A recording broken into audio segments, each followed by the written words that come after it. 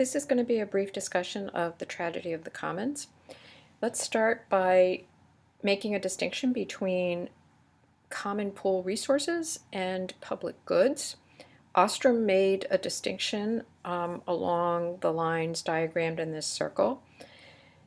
A common pool resource and a public good both are non-excludable, meaning that you can't exclude people from using or participating, so to speak, in the resource. Now, using a resource could mean using something up, like taking something from a collection, let's say, or it could mean using a public resource as a dumping ground, as a place for one's waste. So when you think about a commons or a common pool resource, don't think of it as just stuff that can be used up, but stuff that can be used by many and people can't be excluded from using it. So the ocean, for example, could be a common pool resource in the sense that it's a repository for waste, let's say. A public good, on the other hand, is also something from which we can't exclude people. So you can breathe air, but by your breathing it, you're not using up, so to speak, or taking away or reducing in some way the opportunity for other people to also breathe the air.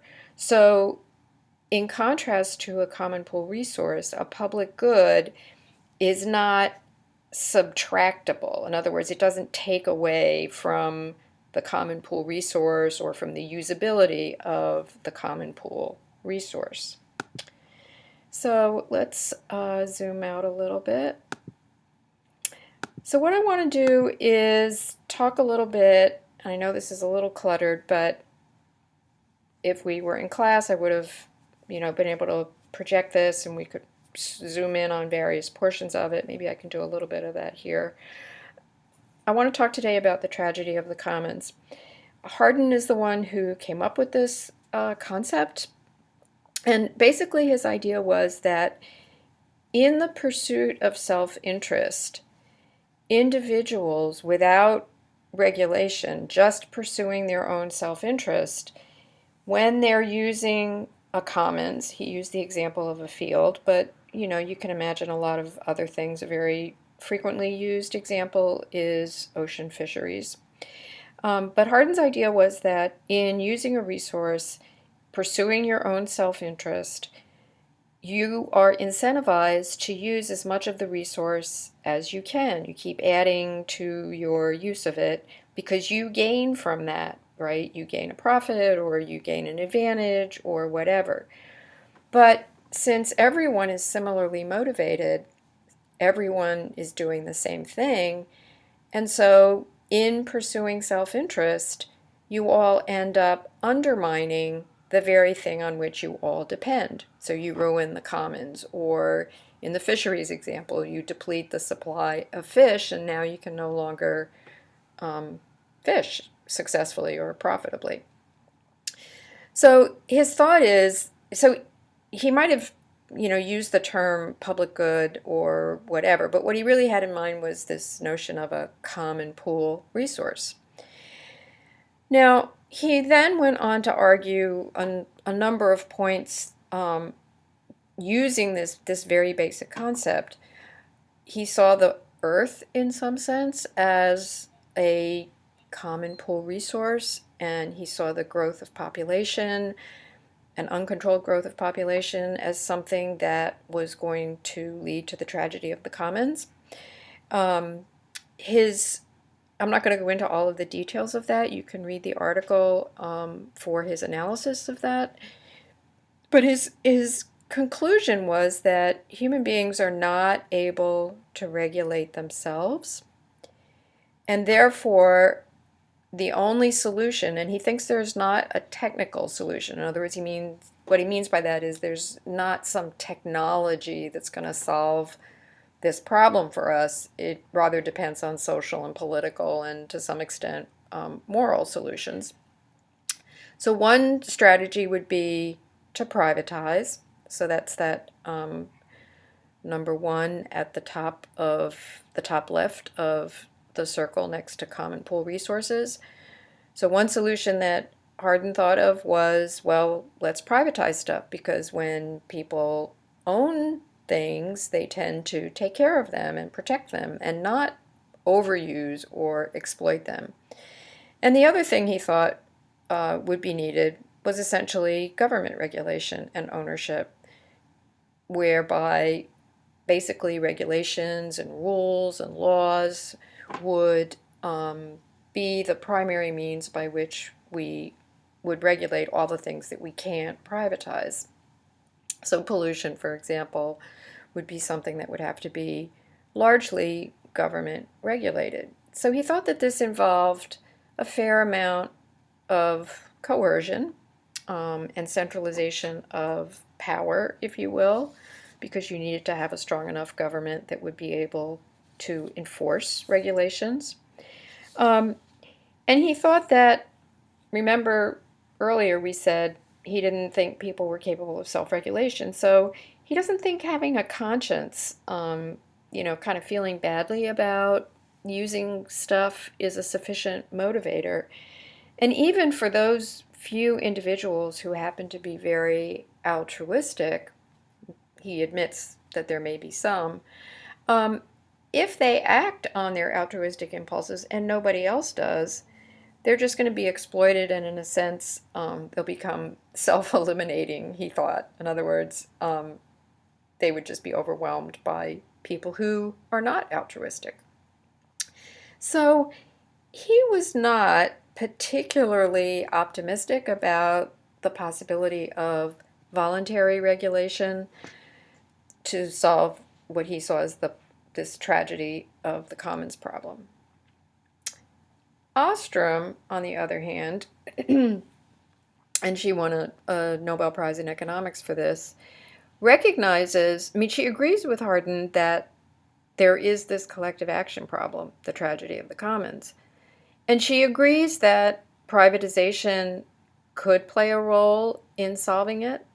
She also agrees that government regulation could play a role. But she also thinks that under the right conditions, people are capable of self-organizing and cooperating to manage common pool resources, whether those are resources like the field where you're using something, or whether they're resources that involve controlling, let's say, pollution and waste that is making some common area that everybody uses problematic. The examples I'm going to give you to look at, one of the examples I'm going to give you to look at and try to analyze in terms of the tragedy of the commons problem and some of the solutions that Ostrom proposes. One of the cases that I'm going to give you is a pollution case, and I think you'll find it very interesting. So Ostrom, of course, doesn't deny that people are self-interested, and she recognizes that there are certainly free riders in the world. So just to be clear, in case everybody isn't familiar with the concept of a free rider, so the free rider means just somebody who is willing to sort of live off the good behavior of others. So criminals, for example, would be free riders in the sense that criminal activity sort of can be successful to the extent that other people more or less observe the law. And so the criminal can sort of get away with not observing the law as long as sort of most everybody else is. That would be an example of a free rider. Or you've probably all experienced this when you've had to do group work sometimes, where maybe there's one member of your group who is not maybe all that helpful in doing the work of the group, but benefits from whatever other work the other members of the group do for whatever the common project is. So that person would be a free rider. So Ostrom recognizes that there are free riders, in other words, people who aren't going to cooperate and help. But cooperation is possible as long as there aren't too many free riders. In other words, as long as most people are sort of willing to give cooperation a shot, as long as they feel they're not going to be totally exploited by free riders. And as long as there are some people who are maybe even a little bit more altruistic and really willing to kind of initiate cooperation. So if you have at least not too many free riders and people who are willing to give cooperation a shot, you're in good shape. That's a good start. But there also have to be the right conditions for communication and trust. There has to be some shared values. The conditions have to be such that the resource, or whatever it is that you're trying to protect, is not so deteriorated that it's beyond hope. You also need accurate knowledge, both of what the problem is as well as what the boundaries of the problem are, and also for understanding what the possible technical and other kinds of solutions, legal, etc., other solutions there might be for the problem. So there has to be a shared and accurate understanding of the system that you're trying to protect, and there has to be some shared interest in actually doing that. In addition, she thinks that there's an important role for government.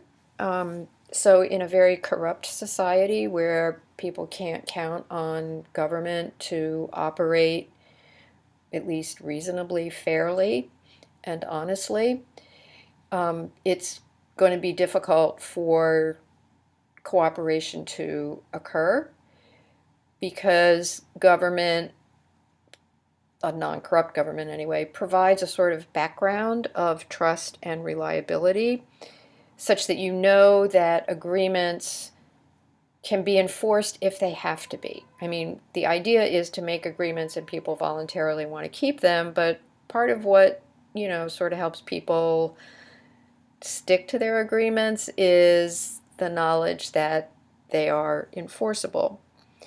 And then a perhaps final condition that she points to is that when there are local or regional efforts to engage in cooperation, those local efforts, it's important that they're recognized by larger entities. So if there's a local group that is working to, I don't know, preserve their their local lake, let's say, the county or the state sort of recognizes the legitimacy of what they're doing.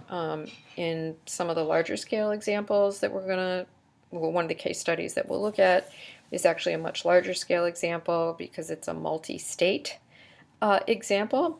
And the larger entity in that case would be both the many states that are involved as well as the federal government.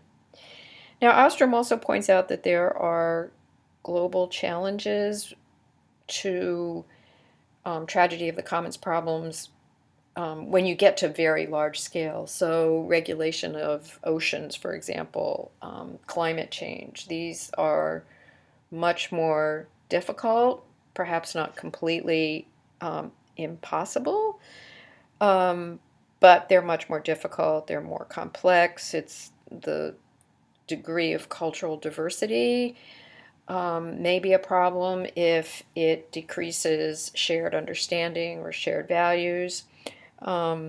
With things like climate change, there's a lot of uncertainty about what exactly needs to be done, about what exactly the problem is, about accelerating rates of change, and even what the margins of error might be. So at the global level, the difficulty may be more intractable, It's not impossible, she thinks, but certainly much more difficult.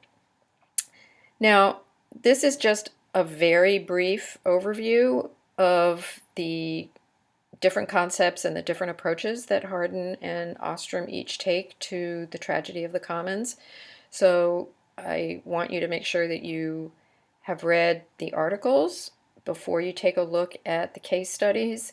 There are going to be some questions associated with the case studies about the tragedy of the commons and the Ostrom and the Hardin that you'll want to be able to answer, and also want to be able to do well when you look at the quiz and take the quiz.